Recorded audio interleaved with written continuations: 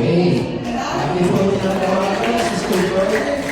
Happy po mga kapatid. Yeah. Bagong lalo sa aming gawain. Ito po sa Ito po sis, dito ka sa harap para makita ka sa amin. Okay, mga kapatid, pakinggan po natin, Sister Georgie. Dito. Amen. Sa pagpapalang hapon po sa inyong lahat. Again, ako po si Georgie Galilera. Unang-una sa lahat, ako yung magpapasalamat kay El Shaddai for all the blessings and opportunity He has given me. And nag-start po ako mag-attend ng gawain when I was grade 7. It was 2013 back then. And nagsimula pa ako bilang choir hanggang 2017. And sa pagpapala ng Diyos, pumunta pa ako ng Maynila para mag-aaral ng senior high school. And sabi ko kay El Shaddai na, kasi yung coordinator namin sa probinsya, which is sa Samar, na nag-celebrate ng anniversary ngayon,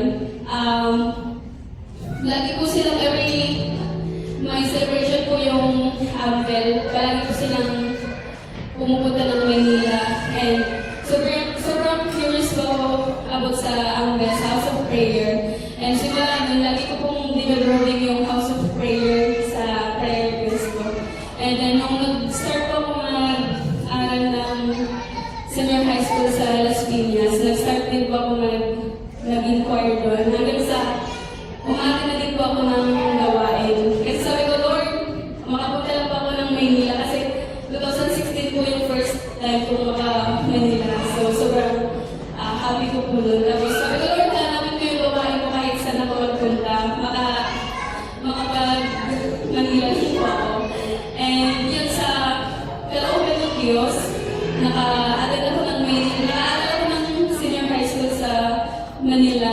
Nakapag-attend din po ako ng gawain, which is nag-start din po ako ng choir. And nakapag-attend din po ako ng gawain every Saturday, which is yung bawat ko po tinitipid ko lang kasi yung sister ko, which is hindi pa naman siya nakakakilala kaya gano'n siya. So, regular na napunta ako, tinitipid ko yung bawat ko para maka-attend. And sa kalooban ng Diyos, hindi ko lang siya every Saturday na pupuntahan. Sa kabutihan ng Diyos, ako ay nakapagtapos na akong pag-aaral sa College of Divine Wisdom, which is sa Amvel City. And sobrang blessed lang po every time when I was like walking, going to school, galing sa highway. Kasi pag pinagmamasdan ko po yung House of Prayer, parang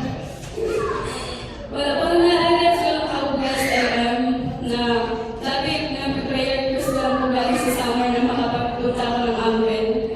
Plus habang naglalakad ako papuntang school, na-realize ko lang na sobrang blessed ko pala Lord kasi dati dinadrawing ko lang ngayon halos araw-araw ko nakikita yung House of Prayer, which is sobrang blessed ko po kayo El Shaddai. Kahit ako lang po mag-isa sa pamilya namin yung nag-a-attend ulo. Pero yung mga pamilya ko, nakakapag-serve na din po yung kapatid kong babae bilang dancer po. And dito sa bansang Kuwait, hindi ko po talaga siya